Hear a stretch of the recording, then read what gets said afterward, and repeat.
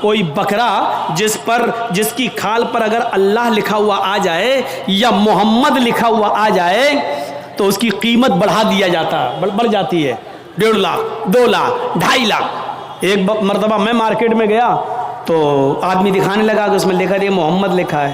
ہم نے کہا چلیے ہوگا لکھا ہوگا، چلیے قیمت کیا ہے؟ کہتا ہے کہ 2.5 لاکھ۔ میں نے کہا کیوں؟ کہنے لگا محمد لکھا ہے۔ میں نے کہا اچھا ایسا کرو کہ بکرا مجھے دے دو جتنے کا ہے، کھال میں تمہیں دے دوں گا۔ میں کیا کروں گا؟ تو میں نے کہا میں کیا کروں گا؟ کیا اس کھال کو ہم اپنے گھر رکھ سکتے ہیں؟ اس پر بھی غریب کا حق ہے۔ کیا بکرے کو ذبح کرنے کے بعد یہ کھال ہماری 2 لاکھ میں بکے گی، 1.5 لاکھ میں بکے گی؟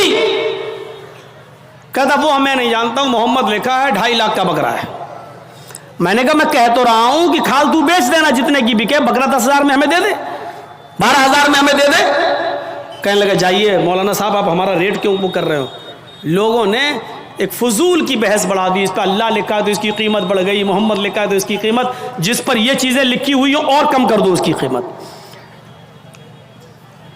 میرے بھائیوں کسی حدیث میں نہیں آیا ہے کہ جس بکرے پر اللہ لکھا ہو تو اس کو اتنے روپے میں خریدو، اور لکھا ہوتا نہیں ہے، وہ ہمیں اور آپ کو اس کا ایک نقش دکھائی دیتا ہے۔ بس یہ الف بال یہ لام پوری طریقے سے دیکھا جائے تو پورا لکھا ہوا بھی نہیں ہوگا، اس پر تشدید بنی ہوگی، پھر اس پہ کھڑا الف ہوگا، پھر آپ پوری طریقے سے اگر دیکھیں تو ملے گا بھی نہیں ایسا، لیکن محسوس ایسا کرائیں گے کہ دیکھیے یہ اللہ، حالانکہ دیکھا جائے تو یہ بھی اللہ ہی ہے۔ دیکھیے یہ بھی اللہ ہی ہے۔ الف، یہ الف ہو گیا نا، اور لام کیسا ہوتا ہے؟ یہ لام ہوا، پھر ایک اور لام ہوا، پھر یہ اس کے اوپر کا الف، اور یہ ہے، تو دیکھا جائے یہ کیا ہے؟ اللہ ہی ہے۔ اگر آپ اس پر روشنائی لگا دیں پورا، اور پھر اس کو آپ یہ داہنے ہاتھ کو اس طریقے سے دیوار پہ چھاپ دیں تو آپ دیکھیں گے عربی میں اللہ ہی لکھا ہوا نظر آئے گا، اللہ ہی لکھا ہوا نظر آئے گا۔ اب بتائیے جب اللہ لکھا ہوا نظر آئے گا تو ہم کیا مانیں؟ اب اس ہاتھ سے آدمی شراب بھی پی رہا ہے، اب اس ہاتھ سے آدمی جوا بھی کھیل رہا ہے، اس ہاتھ سے غلط چیزوں کو بھی پکڑ رہا ہے، تو ان چیزوں سے حیثیت نہیں بڑھ جاتی ہے؟ سادھوؤں کی طرح اللہ کے رسول کے پاس سب کچھ تھا، لیکن کوئی چیز آپ نے اپنے اوپر خرچ نہیں کی۔ تاریخ بتاتی ہے 100 اونٹ ہمارے پاس اگر 2 جانور بھی آ جائیں قربانی کے لیے تو آج ہم 10ویں کو کرتے ہیں اور دوسرا بکرا 12ویں کو کریں گے۔ کیوں؟ میری بیٹی آئے گی، میری بہن آئے گی، میرے رشتہ دار آئیں گے، دوسرا بکرا ہم 12ویں تاریخ کو کریں گے اپنے رشتہ داروں کو دعوت دینے کے لیے۔ لیکن اللہ کے رسول نے 100 سرخ اونٹوں کی قربانی کی اور ایک ہی دن کی 10ویں تاریخ کو۔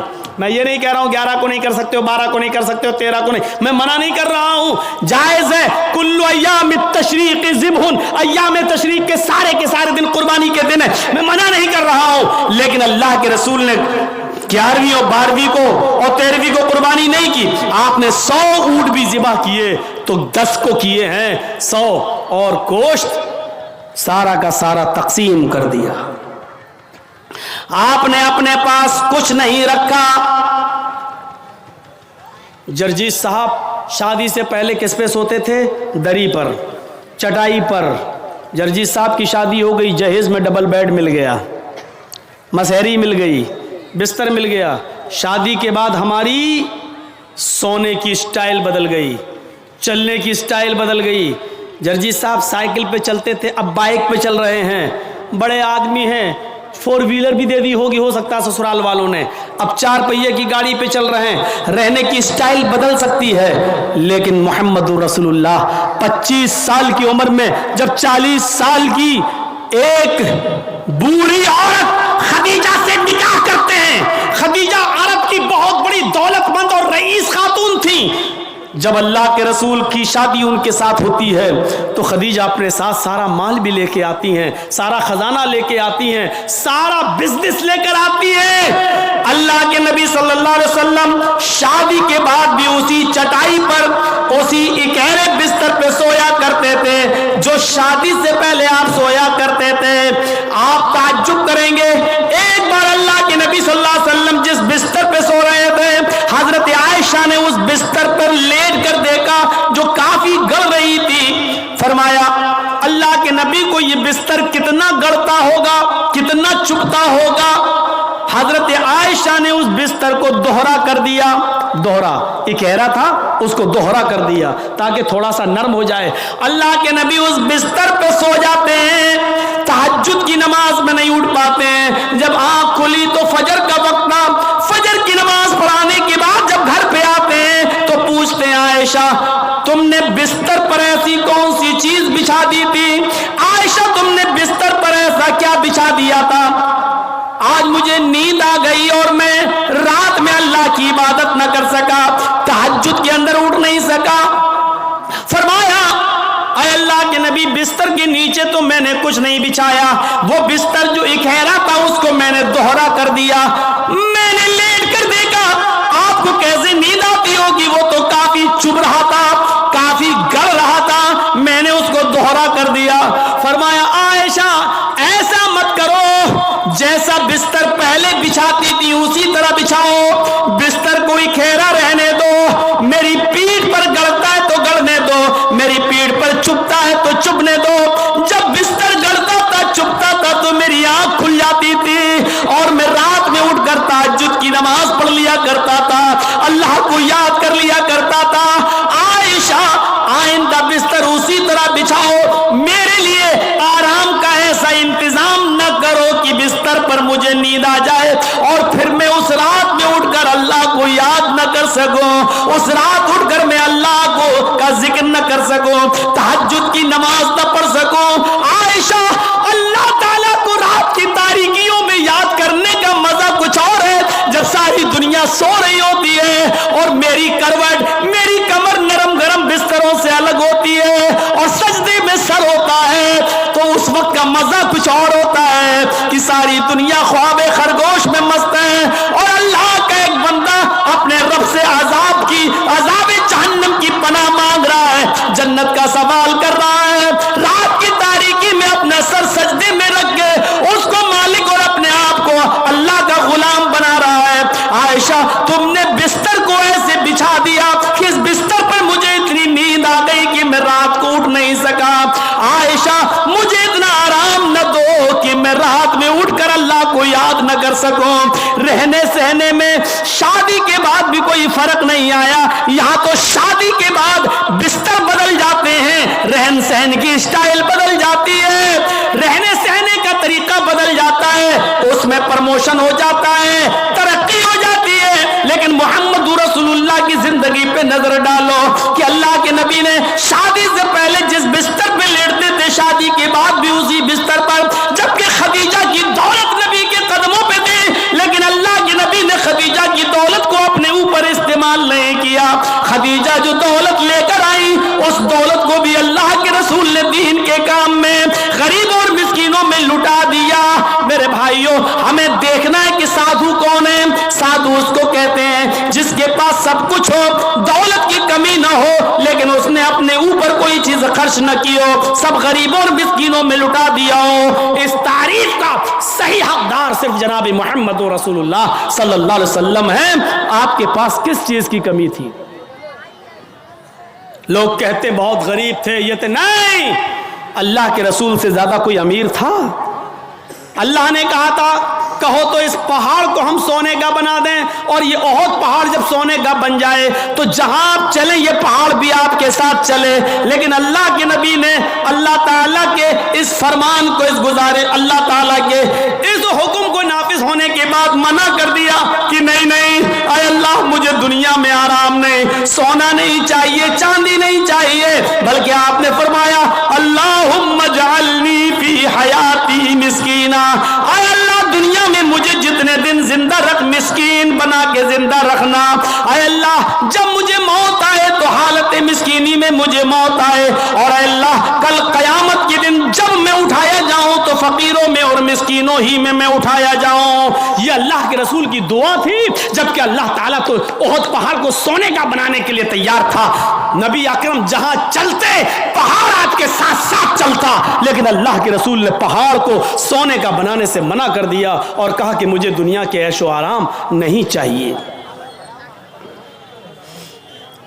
हजरत अब्दुल्ला इब्ने उमर ने बिस्तर पर लेटकर देखा तो कहा अल्लाह के नबी ये क्या है। जब अल्लाह के नबी उस बिस्तर पर सो के उठे तो देखा कि उस निशान पड़ गए। आप किसी खुरदुरी चटाई पर लेटिए, नंगी पीठ, जब आप उठेंगे तो चटाई के निशान आपकी पीठ पर पड़ जाएंगे। अल्लाह के नबी की पीठ पर जब निशान पड़े तो हजरत अब्दुल्ला इब्ने उमर ने जब ये देखा तो चीख पड़े, अय अल्लाह के रसूल, आप तो यहूद और नसारा तो नरम गरम बिस्तर पर सोएं और आप जो है ऐसी चटाई पर जिससे आपके निशान पड़ जाएं। नहीं नहीं, आज के बाद आप इस चटाई पर नहीं सोएंगे। आपने कहा फिर लवित्तखज़ना लका वतान, आज हम आपके लिए एक नरम गरम बिस्तर बना देंगे, नरम गरम गद्दे का इंतजाम कर देंगे, आप उसके ऊपर सोना। अल्लाह के नबी सल्लल्लाहु अलैहि वसल्लम ने फरमाया नहीं, आए अब्दुल्ला, मेरे लिए नरम गरम बिस्तर का इंतजाम मत करना। माली वलिद दुनिया माना फिद दुनिया इल्ला कराकिबिन इस्तज़ल्ला तहता शजरा थुम्मा राहा। मेरे लिए नरम गरम बिस्तर नहीं, मैं तो इस दुनिया में एक मुसाफिर की तरह हूं। जैसे मुसाफिर थक जाता है तो एक सायादार दरख्त के नीचे आराम करने के लिए बैठ जाता है, थोड़ा पानी पीता है, सस्ताता है और फिर उठ के चल देता है। मैं भी इस दुनिया में एक मुसाफिर की तरह हूं, चंद दिन रहूंगा और फिर ये दुनिया छोड़ के चला जाऊंगा, फिर इस दुनिया से मैं निकल जाऊंगा। मैं तो एक मुसाफिर की तरह हूं। नहीं नहीं, एक हदीस में आता है आपने हजरत उमर को सख्ती से मना किया था, मेरे लिए नरम गरम बिस्तर न बनाना। लहुम फिद दुनिया व लना फिल आखिरा, ये नरम गरम बिस्तर इन यहूद और नसारा के लिए दुनिया में है और हमारे लिए आखिरत में है। हमारे लिए आखिरत के अंदर बनाए, आखिरत में है, हमारे लिए दुनिया में नहीं है, हमारे लिए आखिरत के अंदर बनाए गए हैं। इसलिए हमें दुनिया के ऐशो आराम नहीं चाहिए। साधु इसको कहते हैं जिसके पास सब कुछ हो लेकिन उसने गरीबों पर निछावर कर दिया हो, मिस्कीनों पर लुटा दिया हो, अपने पास उसने कुछ ना रखा हो। आसिना साधुत मनम, जो साधुओं की तरह अपनी जिंदगी गुजारेगा, अष्टो गुणा, और उसके अंदर 8 खूबियां पाई जाएंगी। अब 8 खूबियां भी देख लो किसके अंदर थी। अल्पभाषी, वो कम बोलेगा। कम बोलने वाला कौन था? पूरी जिंदगी आप पढ़ जाइए, मुहम्मदुर रसूलुल्लाह सल्लल्लाहु अलैहि वसल्लम से ज्यादा कम बोलने वाली शख्सियत आपको नहीं मिलेगी। जरूरत के वक्त बोलना और उतना बोलना जितनी जरूरत है, उससे ज्यादा नहीं। ये हमारे और आपके यहाँ का माहौल है, कोई ज्यादा बोल रहा है, कोई कम बोल रहा है। अल्लाह के रसूल उतना ही बोला करते थे जितनी जरूरत है।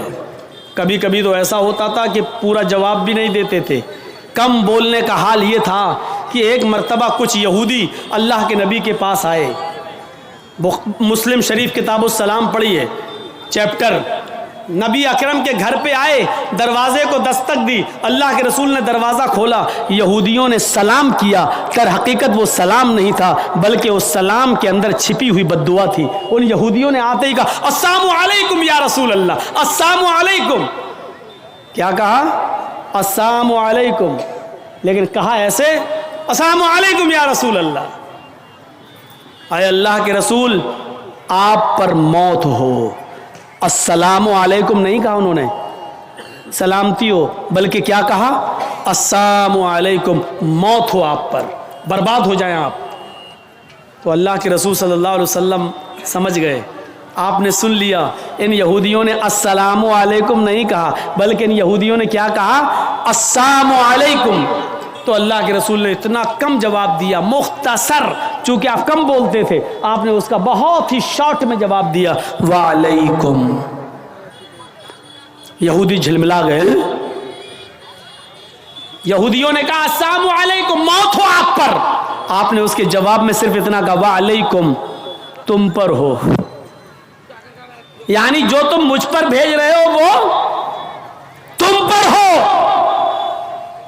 حضرت عائشہ نے جب سنا تو انہوں نے اندر سے پردے کی اوٹ سے چیختے ہوئے کہا وعلیکم السلام یا یہود ولعنت اللہ، اے یہودیو میرے شوہر پر تم موت بھیجتے ہو، تم پر موت ہو اور اللہ کی لعنت ہو۔ تو اللہ کے رسول نے حضرت عائشہ کو ڈانٹا تھا اور کہا تھا عائشہ یہ تم نے غلط کیا، عائشہ تمہیں ایسا نہیں کرنا تھا۔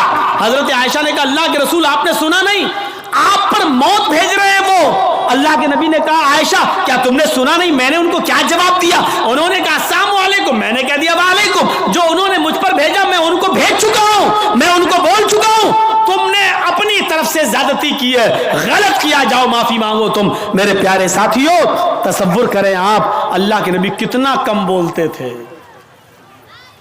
کم بولنے کو اپنی عادت بنائیے، ضرورت کے تحت بولیے، کیونکہ زبان سے ہی اکثر گناہ ہوتے ہیں، زیادہ زبان استعمال کرو گے پھسلے گی۔ اس لیے حضرت ابو بکر صدیق کبھی کبھی کان میں مسواک لگاتے تھے، یہ مسواک، نماز کا ٹائم ہوا مسواک کیا پھر کان میں لگا لیا، اس مسواک کو ایک بار اپنے داہنے ہاتھ میں پکڑے اور زبان کھینچ رہے تھے ایسے، اور مسواک زبان پہ مار رہے تھے ایسے۔ حضرت عمر نے کہا یہ کیا کر رہے ہو؟ کہا اس زبان کو سزا دے رہا ہوں۔ کہا کس بات کی؟ یہی زیادہ بولتی ہے، اس کو اوقات میں رکھ رہا ہوں، اس کو بتا رہا ہوں دیکھ اگر زیادہ بولنے کا کام تو نے کیا تو تیری پٹائی لگے گی اس مسواک سے۔ ایسا میں اس لیے کر رہا ہوں تاکہ زبان ہماری کنٹرول میں رہے، کیونکہ اکثر لوگ جہنم میں زبان کی وجہ سے جاتے ہیں۔ یہی وجہ تھی کہ اللہ کے نبی صلی اللہ علیہ وسلم نے جنت میں جانے والے لوگوں کی جب ایک لسٹ تیار کی تو ان نوجوانوں کو نہیں بھولا، فرمایا اے نوجوانوں تم مجھے دو چیزوں کی ضمانت دو، تم مجھے دو چیزوں کی ضمانت دو، میں تمہیں جنت کی ضمانت دیتا ہوں۔ من یضمن لی، کون ہے جو مجھے دو چیزوں کی ضمانت دیتا ہے؟ تم مجھے دو چیزوں کی گارنٹی دو، میں تمہیں جنت کی گارنٹی دیتا ہوں۔ صحابہ نے پوچھا اللہ کے نبی وہ دو چیزیں کیا ہیں؟ آپ نے فرمایا الفم والفرج، ایک منہ، ایک زبان، اور دوسری شرمگاہ یعنی زنا کاری۔ تم مجھے ان دو چیزوں کی ضمانت دے دو کہ میں زبان سے جو بھی بولوں گا سچ بولوں گا، کبھی جھوٹ نہیں بولوں گا، کبھی کسی کی غیبت نہیں کروں گا، کبھی کسی کی برائی نہیں کروں گا، کبھی کسی کی چغلی نہیں کروں گا، کبھی کسی کو تکلیف نہیں پہنچاؤں گا، اور دوسری اس بات کی گارنٹی دے دو کہ میں کسی کی ماں بہن بیٹی پر غلط نظر نہیں ڈالوں گا، اور اس کو کبھی غلط نظر سے نہیں دیکھوں گا، زنا نہیں کروں گا۔ تم اپنی ان دو چیزوں کی ضمانت دے دو، جو مجھے ان دو چیزوں کی ضمانت دے گا میں اس کو جنت کی ضمانت دیتا ہوں، یعنی وہ میرے ساتھ جنت کے اندر جائے گا۔ زبان کی وجہ سے اکثر لوگ جہنم میں جاتے ہیں، اور دوسری شرمگاہ زنا کاری کی وجہ سے جہنم کا شکار ہوتے ہیں لوگ۔ تو میرے پیارے ساتھیوں اللہ کے رسول بہت کم بولا کرتے تھے، اور کم بولنے کا حکم بھی دیا کرتے تھے کہ لوگوں ضرورت کے تحت بس بولو، زیادہ مت بولو۔ بہو بھاشتا، مستقبل کی باتیں بتائیں گے، اس میں کوئی شک نہیں کہ اللہ کے نبی نے بھوشیہ کی بہت سی باتیں بتائیں، مستقبل کی بہت سی باتیں بتائیں، قرب قیامت ایسا ہوگا، ایسا ہوگا، ایسا ہوگا، لیکن آپ نے اپنی طرف سے کچھ نہیں بتایا۔ ما ينطق عن الهوى ان هو الا وحی یوحى، میرے نبی اپنی طرف سے کچھ نہیں بولتے، وہ جو کچھ بھی بولتے ہیں اللہ رب العالمین کی طرف سے وحی کے آ جانے کے بعد۔ لیکن مستقبل کی باتیں بتائیں، یہ بات ٹھیک ہے نہیں؟ دیکھیے اللہ کے نبی نے 1400 سال پہلے فیوچر کی یہ بات بتائی تھی جو آج حرف بحرف ثابت ہو رہی ہے۔ نساء کاسیات عاریات ممیلات ومائلات، ایک ایسا زمانہ آ جائے گا، ایک ایسا زمانہ آ جائے گا کہ تم دیکھو گے لوگوں کو، تم دیکھو گے عورتوں کو، تم دیکھو گے لیڈیز کو، تم دیکھو گے خواتین کو، تم عورتوں کو دیکھو گے کاسیات، دیکھنے میں تو وہ کپڑے پہنے ہوئے دکھائی دیں گی، بظاہر تو ان کے جسم پر کپڑا ہوگا، برہنہ ہوں گی، حقیقت میں وہ ننگی ہوں گی. کپڑا تو پہنیں گی لیکن کپڑا پہننے کے باوجود وہ ننگی ہوں گی، وہ برہنہ ہوں گی. آج ان کے کپڑے دیکھ لو. چھوڑیے شادیوں کا حال، جلسے میں آنے والیوں کو دیکھ لو. عید اور بقرعید کے دن عورتوں کے پہناوے دیکھ لو، اور اپنی جوان بچیوں کو دیکھ لو جن کی عمر 10 سال سے بڑی ہے. یاد رکھیے گا 10 سال سے بڑی لڑکی کے اوپر پردہ فرض ہو جاتا ہے. 10 سال سے بڑی لڑکی کا پھر سر کا ایک بال بھی کسی غیر مرد کو نہیں دکھنا چاہیے. ہماری نظروں میں بہت معمولی بات ہے، چھوٹی ہے. اللہ کے رسول نے فرمایا تھا جب تمہارا بیٹا 7 سال کا ہو تو اس کو نماز کا حکم دو، اور 10 سال کا ہو تو نماز کے لیے زبردستی کرو، نہ پڑھے تو اس کو مارو پیٹو. 10 سال کے بعد قرآن و حدیث کے سارے احکام نافذ ہو جاتے ہیں. آج کل 10-11 سال کی لڑکیاں بالغ ہو رہی ہیں. ٹی ویوں پر سیریل ایسے آ رہے ہیں، موبائلوں میں ایسی واہیات چیزیں یوٹیوب وغیرہ پر، فیس بک پر آ رہی ہیں کہ ان کو دیکھ کر ہماری لڑکیاں جو کبھی 16-17 سال میں بالغ ہوتی تھیں آج 11-12 سال کی عمر میں بالغ ہونے لگی ہیں. اور یعنیت پھیل چکی ہے، شرم و حیا طاق پر رکھی جا چکی ہے. ورنہ تصور کیجئے ایک کپڑا جو جسم سے چپکا ہو، آپ کے پیروں سے چپکا ہوا ہو، اور وہ کپڑا آپ کے گھٹنے اور ران سے ہوتے ہوئے آپ کی کمر تک آئے، جس کو آپ لیگی کہیں، اور اس کے اوپر ایک کرتی پہن لی جائے اور اس طریقے سے مارکیٹ میں بازار میں شاپنگ کی جائے. ایسی عورت کو آپ کی نظر میں فیشن پرست کہا جا سکتا ہے، لیکن محمد رسول اللہ کی نظر میں یہ لڑکی، یہ عورت ننگی ہے، ننگی ہے، ننگی ہے. یہ کپڑے اے بھیا جس کو جانا ہو جلدی جاؤ یہاں سے، اور جس کو اٹھنا ہو بھی اٹھ جاؤ. ڈرامہ کر کے رکھ لیا ہے. اور بھی ابھی جس کو جانا ہو چلے جاؤ، ابھی بعد میں نہیں اٹھنے دوں گا، چاہے پیشاب یہی نکل جائے. جائیے ابھی نکل جائیے جس کو جانا ہو. آریات ہماری نظروں میں فیشن پرست ہیں، لیکن اللہ کے رسول نے ایسی عورتوں کو کیا کہا؟ ننگی. میں نے نہیں کہا. پوچھو ان علماء سے آریات کا مطلب کیا ہوتا ہے. کاسیات کپڑے پہنیں گی، آریات لیکن ننگی ہوں گی. ایسی عورتوں کے بارے میں کہا ہے ننگی ہوں گی. یہ ہاف آستینوں کے کپڑے یہاں چل رہی ہے، یہ کھلا ہوا ہے. ساڑیاں چل رہی تو ایسی کہ یہاں تک کا بلاؤز پہنے ہوئے ہیں، یہ کھلا ہے، پیٹ کھلا ہوا ہے.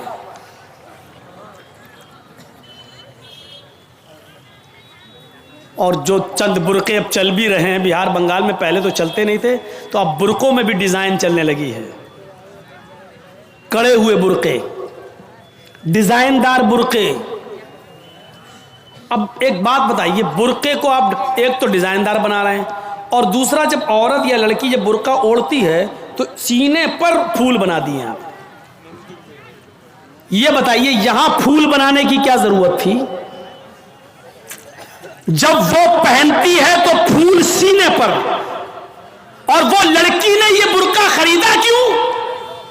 اس کا مطلب کیا ہے کہ وہ بھی اس لیے خرید رہی ہے تاکہ میرے پھولوں پر نظر. یہ سننا پڑے گا تمہیں نہیں، تمہارے باپ کو بھی سننا پڑے گا. جب تک میں اس کرسی پر ہوں، یہ اتھارٹی، یہ پاور مجھے اسلام نے دیا ہے، سننا پڑے گا. کیوں خریدا ہے اس نے یہ برقع؟ یو پی سائڈ میں آ جاؤ، لکھنؤ کے برقعے دیکھ لو، بمبئی کے دیکھ لو، حیدرآبادی برقعے دیکھ لو. قسم خدا کی اب برقعے نہیں رہ گئے. اب 60 سال کی بڈھی بھی اوڑھ لے تو ایسا لگتا ہے جیسے وہ 18 سال کی لڑکی جا رہی ہے. یہ برقعے ایک بار سچا واقعہ ہے. 60 65 70 سال کی بڑھیا ایسا ہی برقع اوڑھ کے چہرہ چھپا کے جا رہی تھی دھیرے دھیرے. بھائی بڈھی تھی، وہ دھیرے دھیرے چل رہی تھی. تو ایک لڑکا اس کا پیچھا کرنے لگا، 20-22 سال کا لڑکا اس بڈھی کا پیچھا کرنے لگا، کیونکہ جو سوچنے لگا برقع اتنا خوبصورت ہے تو برقعے کے اندر کتنا خوبصورت مال ہوگا، برقعے والی کیسی ہوگی، اس کا پیچھا کرنے لگا۔ بڑھیا دھیرے دھیرے چل رہی، لڑکا سمجھ رہا مجھے لفٹ دے رہی، میری وجہ سے دھیرے دھیرے چل رہی، جبکہ وہ اپنی کمزوری کی وجہ سے دھیرے دھیرے چل رہی۔ بڑھیا سمجھ گئی کہ لڑکا میرا پیچھا کر رہا ہے، تو تھوڑی دور چلنے کے بعد اس نے اپنا نقاب کھولا اور اپنی تتلاتی زبان میں بولی بیٹا۔ لڑکے کا تو موڈ خراب ہو گیا، کم بخت میرا تو معاملہ ہی گڑبڑ ہو گیا۔ بیٹا تو میرا پیچھا کیوں کر رہا ہے، میں تو تیری اماں کی عمر کی ہوں۔ لڑکے کو بھی غصہ آ گیا، کہتی بات میں اپنے لیے نہیں اپنے ابا کے لیے ڈھونڈ رہا ہوں۔ اب 60 65 70 سال کی بوڑھیوں کو ایسے خوبصورت برقعے پہننے کی کیا ضرورت؟ برقعوں کا مقصد جو کبھی تھا پردہ، لیکن آج ان کا مقصد بھی وہ نہیں رہ گیا۔ اللہ کے نبی کے زمانے میں ایک صحابی اللہ کے نبی کے پاس آتی ہیں، مسند احمد کی صحیح روایت، جن کی چادر کپڑے سے نیچے، ٹخنے سے نیچے، چپل سے نیچے زمین کی مٹی اڑاتی ہوئی آتی اور کہتی اللہ کے رسول میں اس چادر کو اوڑھ کر نماز پڑھنے جاتی ہوں۔ آپ نے کہا چادر اتنی نیچی ہونی چاہیے؟ اس نے کہا اللہ کے نبی کبھی کبھی زمین پر پیشاب و پائخانہ پڑا ہوتا ہے، گندگی پڑی ہوتی ہے، تو کیا میں تھوڑی سی اوپر کر کے پائخانہ گندگی کو کراس کر کے آگے نکل جاؤں؟ آپ نے کہا نہیں، دائیں سے نکل جا، بائیں سے نکل جا۔ کہنے لگی دائیں بھی مرد بیٹھے ہوتے ہیں، بائیں بھی مرد بیٹھے ہوتے ہیں، مجھے اسی گندگی کے اوپر سے نکلنا ہے، اے اللہ کے رسول اجازت دے دیجئے میں تھوڑا سا اوپر کر لوں اور نکل جاؤں، اس کے بعد نیچے کر لوں گا، جب گندگی کو کراس کر لوں گی تو چادر میں نیچے کر لوں گی۔ اللہ کے نبی کہتے ہیں اگر مرد دائیں بیٹھے ہیں بائیں بیٹھے ہیں تو اسی گندگی کے اوپر سے نکل جا۔ کہنے لگی اللہ کے رسول